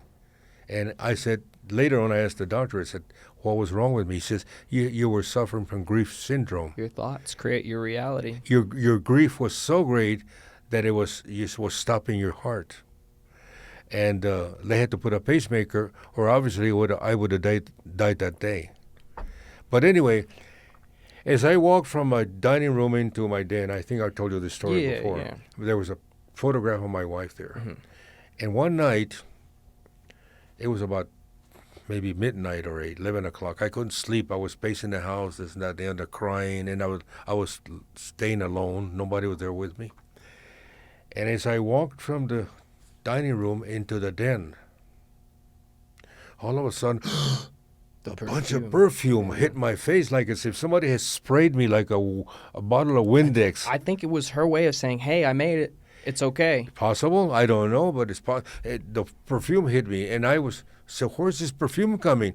For a moment, I thought that maybe somebody had dropped a bottle of perfume or something. I even looked at the floor if there was a broken bottle or something. No, there was nothing. So I proceeded into the den. So then I came back through the same path, and the perfume was still there. And it smelled like the perfume that she uses. And so I told my daughter about it. And the following day, I said, do you have a bottle of perfume that your mother used to use? And she said, yes. It was the same one, sure enough. I said, well, may I smell it? And she took the cap, and I smelled it. Is this it? Yes, it is. Okay. That's the perfume that was coming from that photograph. Now, I do not know if that actually happened or not. I believe it did. I believe that was her way of telling you. And I've had friends who say like they've had other signs like the feathers or. I told my priest, I'm a Catholic, and I told my priest about that. I said, Father, what do you think about this thing? Do you think it happened? He said, yes, it did. Oh, really? Yes, it did. He says, your wife would send you a message. And what was the message? I would think it was a good message, that she was all right, that she was happy, and she was kind of worried about you. She was telling you, stick it out, it's all right. And you know what? Subsequently, in later days, as it progressed, I smelled the perfume again, but not every day. Okay. Maybe a week or two after that, and eventually. But every time that I smelled the perfume, it was weaker and weaker and weaker. So I'm wondering, what would be your sign? What would you be telling us in the living world? Would you leave, I don't know. It has to be something related to you. Well, I think everybody chooses his weapons. Right. I may send some kind of a message if I can able to send a message. Maybe it won't be perfume, but it could be I don't know. Maybe you can spell oregano, or I could maybe leave some. or I could move a table or a shovel, or maybe some herbs might just start growing in the garden. Or something. I don't know. What? Maybe you could hear a song. Speaking of Catholicism, can we look up something that might be fake? Can we look if the Vatican has a telescope named Lucifer? There's some funny stuff happening at the Vatican. How come you won't share your jicama with me? You need to ask. I didn't know. Here. Do they have a telescope called Lucifer? No. No, the Vatican does not have a telescope called Lucifer. How big is the Lucifer telescope? No, a telescope called Lucifer. The Vatican insidiously has... Oh, okay, so the Vatican owns a telescope called... It's the acronym Lucifer. But that's none of your business. It's kind of neat that the Vatican... Is that true? I don't know if it's true or not. No, keep reading. Okay. The Vatican has its own observatory, does not have a telescope called Lucifer. Oh, okay. Not It's true. good to fact check ourselves. What would you do if you met the Pope? I would try to stay away from him. Why? I don't think the popes in the last few generations are good men. I think that they've been compromised, and I think that the churches have been compromised. I think that the religious institutions have been compromised. Compromise in what way? It's a way to control people on a mass level.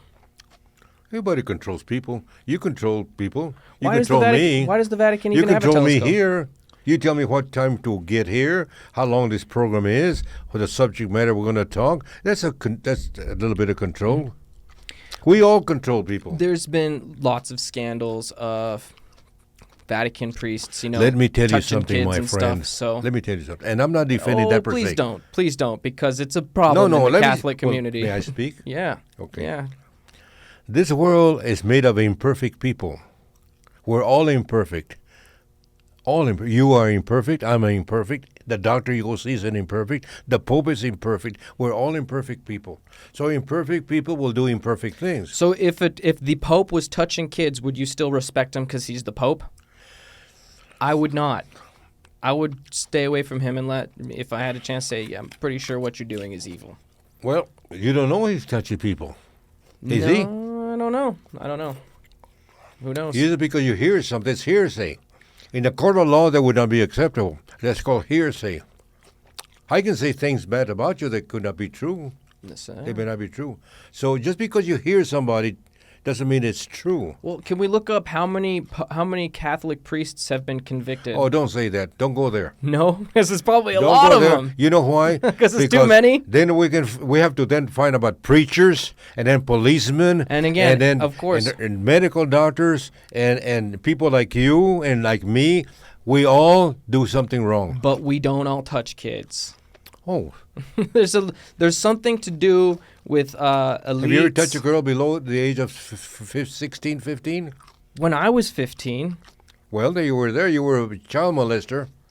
at the age of 15, I guess by that logic, sure. Well, there you go. Am I an elite with an island trafficking kids and sending out misinformation to the public? Well, not yet. No, not yet. You're very quick to defend the Catholic. No, the Catholic infrastructure. I'm not Catholic. I'm defending the human race because they people. I'm a Catholic. Okay, I'm a Catholic. I'll give you an example. The other day, I have a great grandson, and I wanted to get baptized, and his parents, who happens his father is my grandson. They haven't baptized my grandson yet, and I don't even know they're going to or not. So I took the initiative to go to the church and talk to one of the deacons because I want my great-grandson to be baptized. Okay. Yeah, already that sounds like you're stepping over some lines. They asked me to go see the deacon. Oh, the parents asked I you? went in their behalf Okay. to get the details. So I lost my train of thought. You were saying Oh, that yes. your kids So don't want to then baptize the grandkid. I went to the deacon, and the deacon says, "Well, the parents have to be Catholic first of all, and the padrinos or the sponsor have to be Catholic also. So we have to get some kind of a confirmation that they are Catholics in another church or whatever. And if they join this church, we need to find out if they're good practicing Catholics." I said, "How do you monitor that?" And he said, "Well, if once they register, then they have an established address. Then the church will send them little envelopes so they can put their offerings in there." And I told that to my son-in-law. I'm not going to mention his name. Mm-hmm. And right away he said, "There you go. They want nothing but damn money, these damn Catholics." That's Wait, what I'm going to say. I It's haven't clear. finished. It's so clear. I haven't finished. Okay, go I ahead. haven't finished. Yeah, could justify it. Go ahead. And I said, "You're wrong, Taco Breath." I said, "They don't want money." No. Why Wait.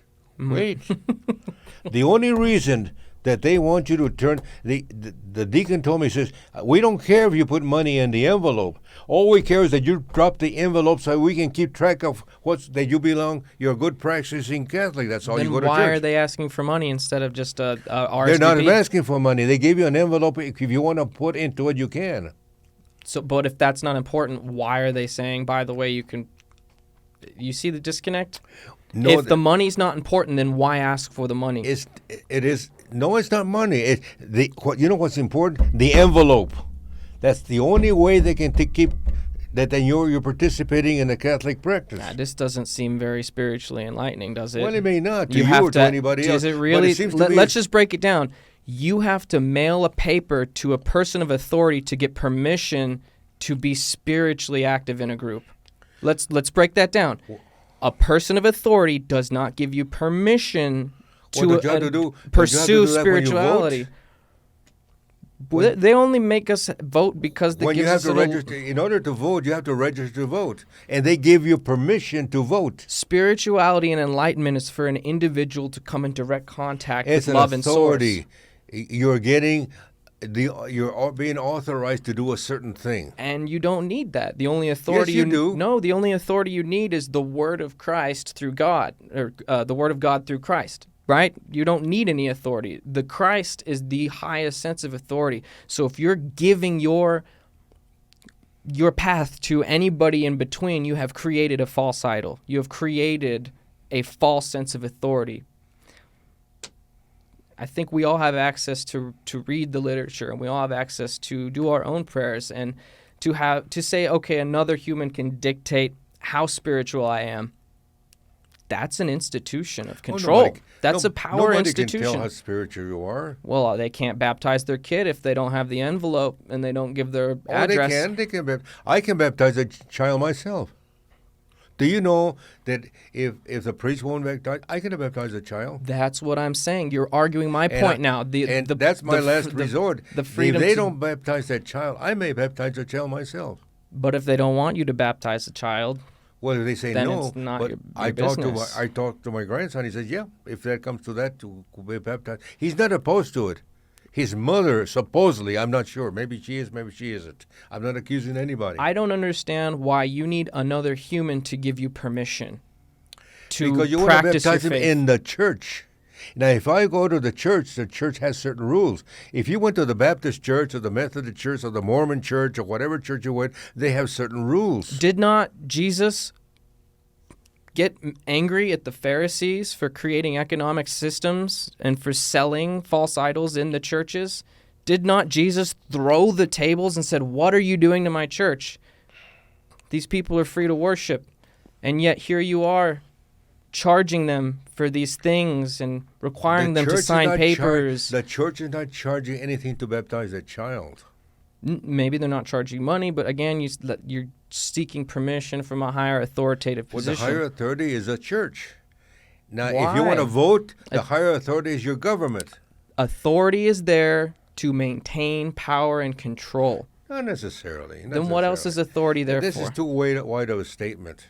Wha- Are you exercising authority over me and you're controlling me just because you tell me what time to come here? No. It's by your free will that you do it. I am, and I'm here. And when I take that child to be baptized in the church, it's going to be of my free will too, or his parents' free will. But is it of the child's free You will? have, but no, it doesn't matter. We have. Oh, we, it doesn't matter we if all the have child- rules. We all have You rules. just do it, kids, when you whatever you drive want. down the street, do you stop at a red light?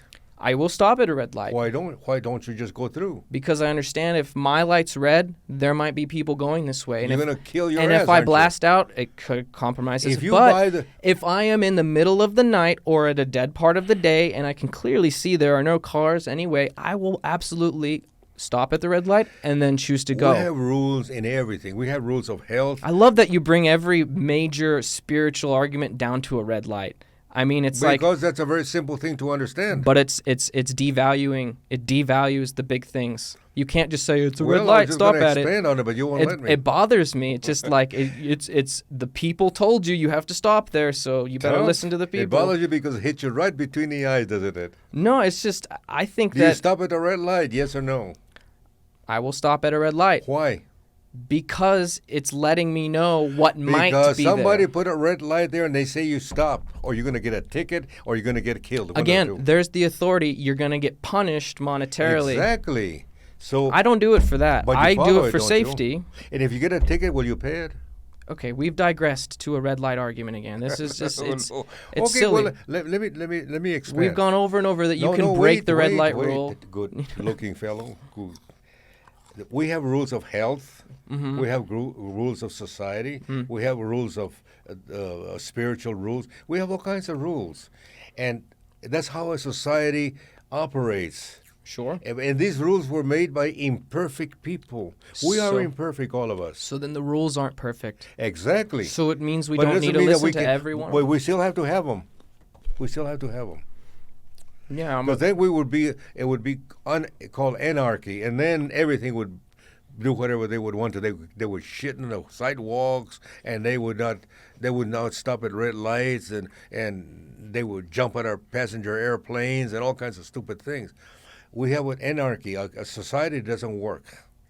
In order for society to work in an imperfect way, because rules were made by the imperfect people, and we have to be appreciative of that. We have to have rules. I think majority of old rules are bull. What? I think a majority of old rules are bull. I don't think a lot of old rules pertain to what we've got going on today. You're right. It might not. You should not follow a rule because somebody else just told you to Well, follow. there's a lot of laws in the books that do not apply anymore, because we have outlived that thing that they were trying to control. Marijuana is one of them. Example. Now they just made it legal. And before, there's a lot of people in prison still that are paying the price for being caught with weed. Mm-hmm. And I think if I was a governor or somebody of power, I would release all those people. What are they doing in prison? They broke the rule. At that time, there was a rule. So the rule is not really the important thing. Not anymore now, because they legalized it. The rule was fake the whole time. You can tell somebody drinking water is bad, and if you drink more than this amount that we allow you, you're going to be punished. And you come to find 100 years later, I could have drank twice as much water. Well, if the water, if there was a certain amount of water that was limited to a group of people, and everybody was drinking more than their share, the other people would die of thirst, and he would be bathing in it. That would be you would have to make a rule for that. I think that there are plenty of resources in our realm to feed and water everybody, and I think the push to tell us that everything is scarce is a part to control us. The thing of it is that you're right. I'm not. You know, my father used to say that the ironic thing about an argument or a discussion is that in almost all cases both sides are right. You're right. I give you all that. The thing of it is, we cannot live without rules. We have to have rules. You know, that's how law was initiated to begin with. if you have when the Pilgrims landed in Plymouth Rock. By the way, I saw Plymouth Rock myself, just a little rock in a hole. I thought it was a big boulder, but anyway, when the Pilgrims landed in Plymouth Rock, they stayed overnight in the Mayflower. And you know what they did? They set rules and voted to set rules for the little group of people that were there. What are we going to do if one of us, we catch him violating a child? Oh, we're going to hang his ass. Nah, we'll just kind of just like say that hey, everybody's imperfect and kind of just breeze by it. No, right? you cannot do that. You have to have certain rules. What if that dude who was doing those things was the guy making the rules? You think Well, he was part of the group of people. That's what I'm What saying. if we catch somebody within our group of people stealing the food from another person? And then what if that person is the one making the rules? Well, it was That's what I'm saying. it was majority rule. So what I'm trying to tell you is that those people made rules. So when they stepped on land, they already had these rules that they had voted on and approved by the rule, and you have to go abide those rules. And that's how law starts. You're coming from a point that humans are evil inherently. That every human is inherently evil, and without order, they are automatically going to deviate to terrible things. I don't believe that. I think most humans are good, and I don't think we need as many rules as we're given. You're absolutely right. I'm going to tell you. I'm going to give you a weapon you can fight me with. Okay. It's not about fighting. In this city, we have approximately 850 policemen. Police department composed about 850, say 1,000. And this city has about 600,000 inhabitants or citizens here. Now, do you really think, and on the streets, we only have about half of those, about 400 people patrolling the streets, say 400 or 500 policemen. Do you really think that 400 policemen can control 600,000 people? Wait, let me finish. You know why they don't have to? Because the majority of these people are good people. Exactly. In the beginning of this program, I told you what you have to do is be a good person. So why does the government want to force us to do things? No, they're not forcing you anything. Really? They didn't just try and push a mandate? They do in some They cases. didn't just try and violate medical freedoms of every individual. Sometimes they do because we're imperfect people. I'm not saying we live in a perfect world. There's a difference between being deliberately evil and accidentally being imperfect. And it's very important to identify who's deliberately evil and to not just brush that over as, okay, they're just imperfect. Right? Well, will you agree that there are malicious people who do evil things on purpose? yes.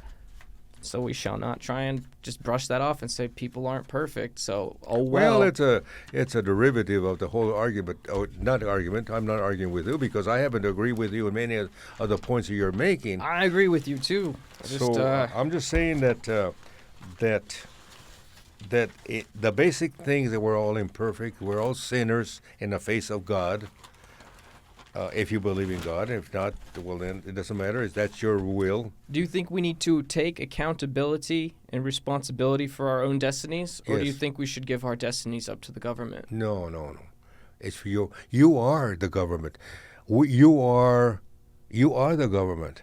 A family is a unit of government. The father and the mother are the ones that's supposed to govern that family, and then the children are the ones that fall underneath. And if the family unit gets broken up If over a couple generations, family unit does not function, that's the beginning of a societal collapse. Exactly. If that happens over a couple generations, and exactly. the family unit. That's why we have so much. We have a deficiency. We have a moral problem in our country. Of course. If fathers would be fathers and mothers would be mothers, and we would raise their kids like we're supposed to raise our children, we don't have all these problems, the drug problem and the delinquency problem. Sometimes when I see the news at night, they report that they caught a child 12, 13, 14 years old breaking into a house somewhere at 1 or 2 or 3 o'clock in the morning. And the first thing that I ask myself, who in the hell are the parents? Yeah. Probably doing I the could same never thing. have done that when I was living in my house. My dad would kick my butt. And he did a couple of times. And look what I became. I became what I am. Yeah. Yeah. He kicked your butt too, your dad.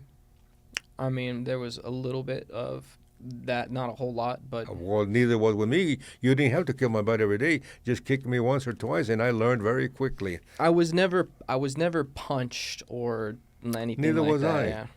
But there were parameters that your parents set that you could not go cross. And if you did, there would be some consequences. I remember one time my father, and I told you this, I was riding a horse, and there was a river close by. And I like to cross the river and on the horse because when you would hit deep water, the horse would swim. And I like the sensation of the horse swimming. My dad caught me one time. And he got out.